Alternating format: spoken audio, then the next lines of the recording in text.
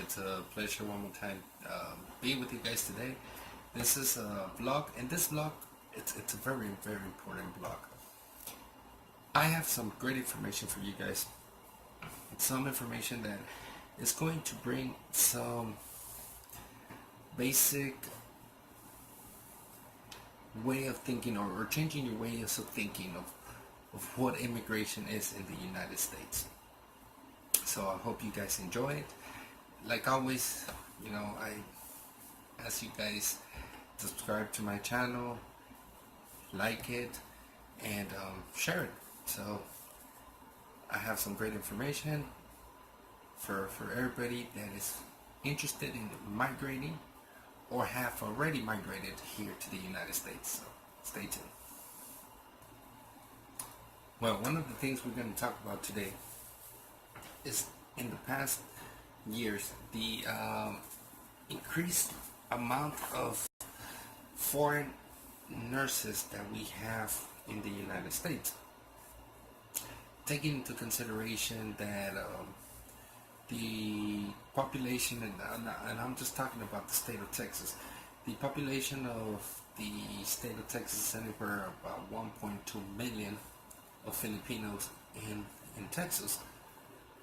And do you guys know that 20% of our nurses in Texas are Filipinos? Basically, nobody has ever noticed that, because generally people don't talk about this situation. But if we reflect back, every time we go to the hospitals, every time in any major hospital, whether it's in Houston, San Antonio, Dallas, El Paso, or the Rio Grande Valley, we are going to find Filipino nurses in most of the shifts and most of any department or any floor you go into. Now, why is this happening? Back when President Trump was in campaign, he did talk about how Filipinos might be affecting our economy or our jobs, because we have nurses here in Texas or in the United States.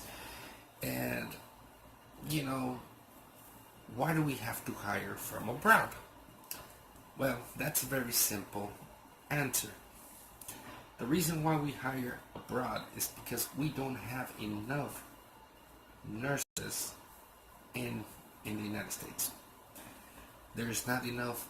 We have a shortage for nurses, for paramedics, for physicians, for physical therapies, and that's one of the main reasons why we have to hire abroad. A lot of people say, well, there's a lot of students in community colleges and universities that are studying for nurses.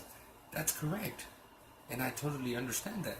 But we still have a shortage, a major shortage in the United States for nurses, and that's one of the reasons why we have to hire from abroad.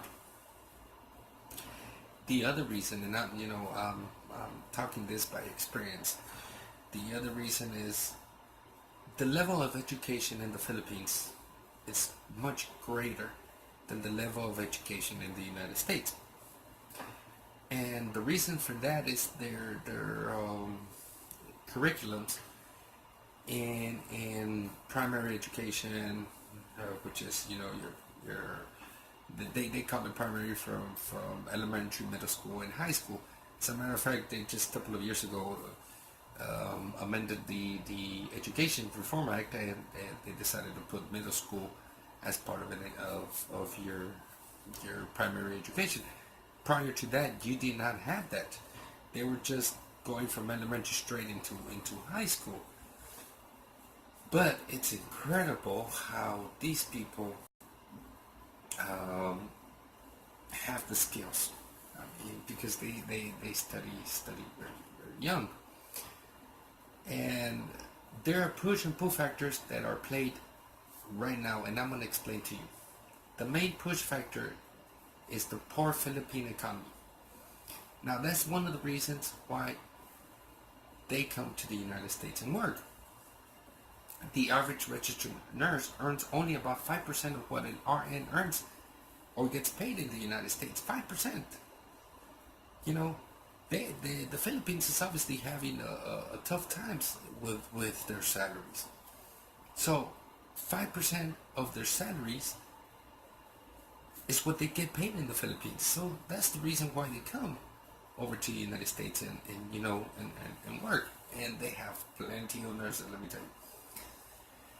Now, also Americans shouldn't be too surprised at the large number of Filipinos in the United States. After the Philippines, well, if people don't know history about the Philippines, Philippines was a U.S. colony from 1899 until the Japanese occupation in World War II of 1942.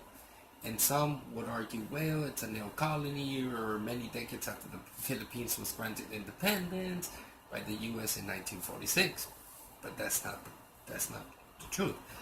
Let me put a pause on what I'm saying here and try to explain.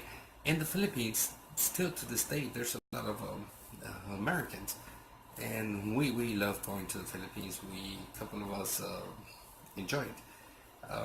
My wife is Filipina, my daughter's Filipina. I just love the country. Then we have this, what we call the waves of immigration for Filipinos. The first wave came after the U.S. the U.S. colonization of the Philippines, and they needed local healthcare professionals to meet the health needs and standards subject to population, which is why the U.S. Department of Defense, or the United States Army, recruited Filipinos to work as voluntary auxiliaries or contract nurses. That's where it started. And under the Pensionado Act of 1903, Filipinos were sent to the U.S. as government-funded scholars, or known as pensionados in the Philippines, including those pursuing a nurse education.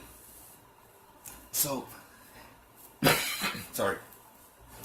Taking that into consideration, guys, these guys are coming over to the United States because there was a scholar, there was a government funded for this, because we needed the healthcare or the nursing attention in one of our colonies or one of our territories, which was the Philippines back in that time.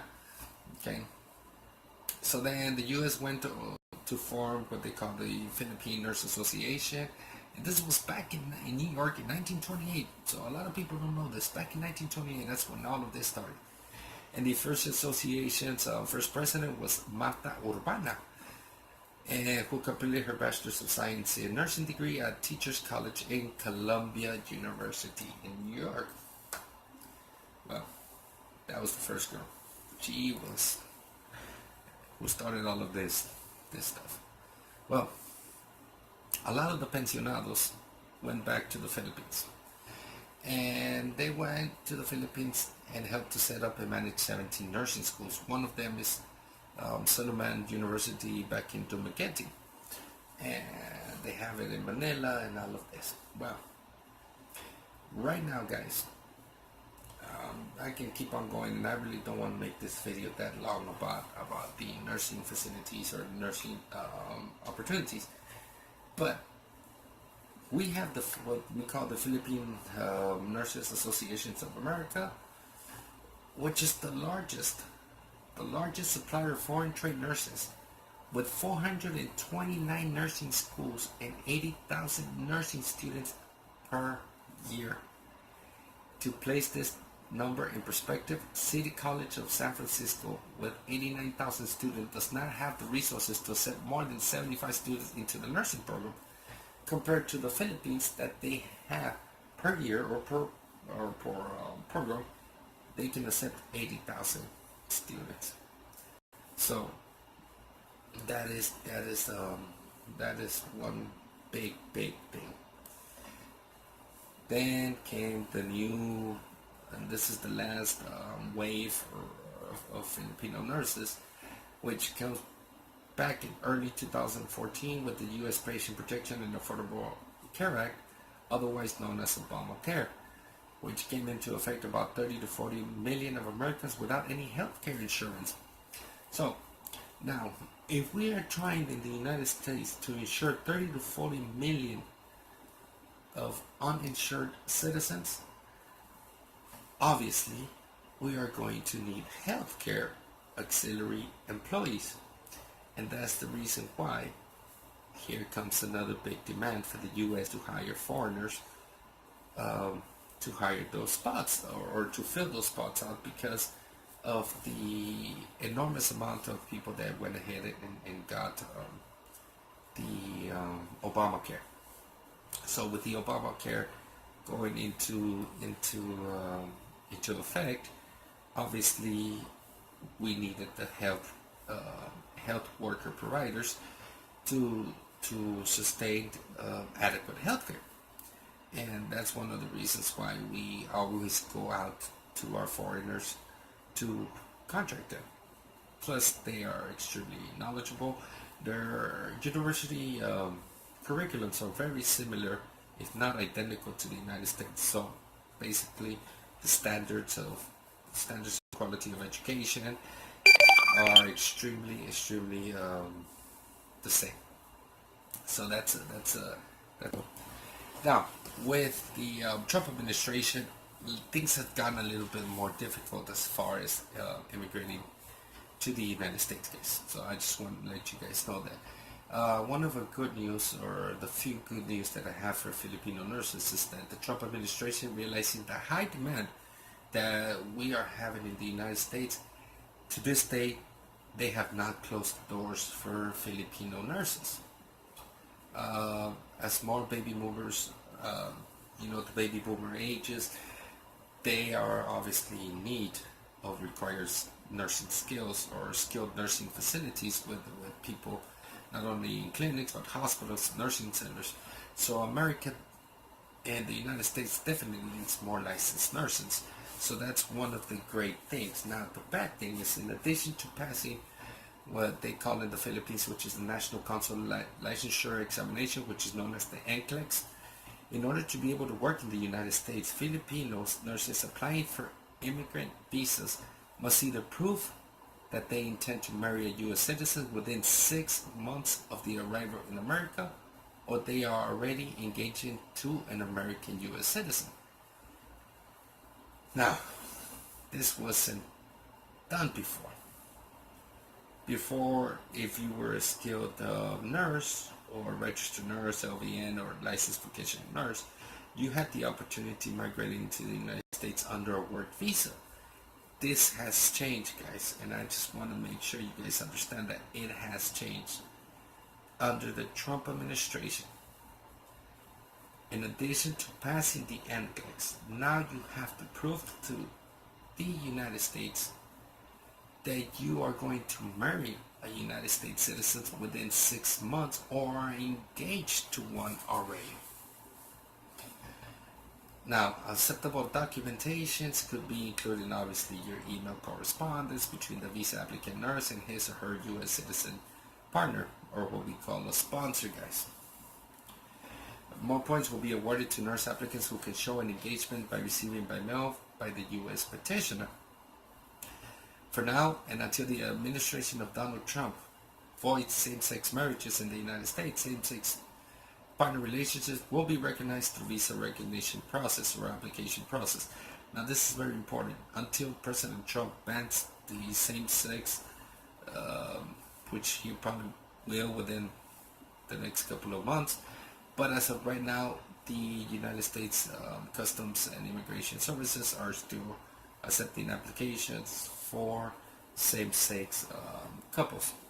So, cutting this down and rephrasing it, I did explain to you why we need so many Filipino nurses in the United States, why we have a shortage of Filipino nurses in the United States, how did that start in the United States, but the most about the new law effective February the 1st of 2017, which now amends the Immigration Act, which says that now Filipinos are nurses. Not only are you coming here for skilled labor, but you also coming and you have to prove to the United States government that you will have, or you have the intention of marrying a U.S.